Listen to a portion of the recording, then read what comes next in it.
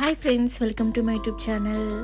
మీరు ఎంతమంది కొత్తగా చూస్తున్నారు వీడియో సబ్స్క్రైబ్ చేయడం మాత్రం మర్చిపోవద్దు. మీ ఫ్రెండ్స్ ఏమైనా ఉంటే వాళ్ళతో కూడా షేర్ చేయండి, అలాగే సబ్స్క్రైబ్ చేయించండి. సో మీలో ఎంతమందికి చికెన్ బిర్యానీ ఇష్టమో కామెంట్ చేయడం మాత్రం మర్చిపోవద్దు. సో వీడియోలోకి వెళ్ళిపోదామా? నేనైతే 1.5 kg చికెన్ తీసుకున్నాను. సో అది మొత్తం వాష్ చేసి ఒక బౌల్లో సైడ్కి పెట్టండి. సో మిక్సర్ తీసుకొని దాంట్లో కొత్తిమీర, పుదీనా, పచ్చిమిర్చి అన్నమాట, ఈ 3 వేసి కొద్ది వాటర్ పోసి మొత్తం మిక్సర్ పట్టుకోండి. ఇలా వచ్చేది ఒక జ్యూస్ లాగా. సో మనం చికెన్ వాటర్ మొత్తం పోయాక ఆ చికెన్లో మనం పట్టుకునే కొత్తిమీర ఉంది కదా, ఇది మొత్తం యాడ్ చేసి దాంట్లో కొద్దిగా అల్లం వెల్లుల్లి పేస్ట్, అలాగే కారం, ఉప్పు, కొద్దిగా పసుపు వేసుకోండి. ఇది మొత్తం వేసిన తర్వాత గరం మసాలా యాడ్ చేస్తున్నాను. సో గరం మసాలా యాడ్ చేసిన తర్వాత కొద్ది పెరుగు, అలాగే నిమ్మకాయ అన్నమాట, నిమ్మకాయ రసం కూడా వేసి కొంచెం కరివేపాకు కూడా యాడ్ చేసుకొని హ్యాండ్తో మొత్తం మిక్స్ చేసి సైడ్కి పెట్టుకోండి.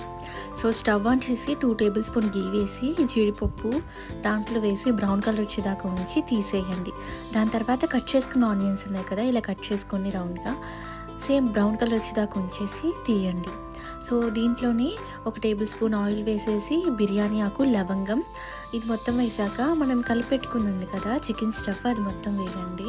సో ఇలా ఒక 20 మినిట్స్ హై ఫ్లేమ్లో ఉంచండి. దాని తర్వాత ఫ్రైడ్ ఆనియన్స్ ఉన్నాయి కదా, అవి వీటి మీద వేసేసి మొత్తం దీంట్లో ధనియాల పౌడర్, అలాగే చికెన్ కర్రీ పౌడర్ అనమాట, ఈ 2 వేసి కలిపి ఒక 10 మినిట్స్ అలా ఉంచండి. దీని తర్వాత స్టవ్ ఆన్ చేసుకొని పక్కన మన నానబెట్టుకున్న బాస్మతి రైస్ ఉంది కదా, అది దీంట్లో వేయండి సరిపడా వాటర్ పోసి. దాంట్లో బిర్యానీ ఆకు, అలాగే మిరియాలు, లవంగం, అలాగే అనాస పువ్వు ఇవన్నీ వేసి ఇట్లా ఒక 20 మినిట్స్ అలా ఉంచండి. రైస్ అయిపోతుంది.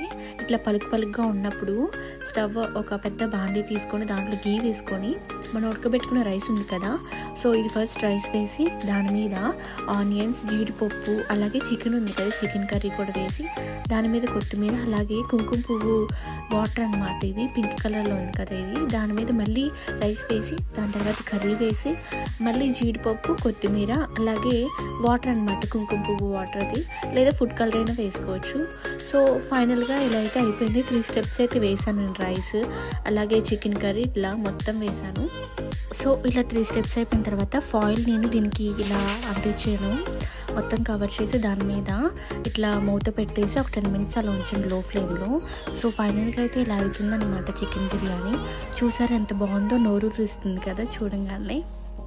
సో మీలో ఎంతమంది చికెన్ బిర్యానీ ఇష్టమో ఒకసారి కామెంట్ చేయండి, అలాగే వీడియో చూసి ఒకసారి ట్రై చేయండి మీ ఇంట్లో.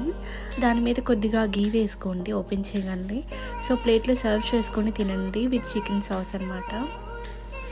సో ఈ వీడియో నచ్చితే లైక్ చేయండి, షేర్ చేయండి, కామెంట్ చేయడం మాత్రం మర్చిపోద్దు గాయ్స్. సో మీలో చాలామందికి చికెన్ బిర్యానీ అంటే ఇష్టం. So please comment.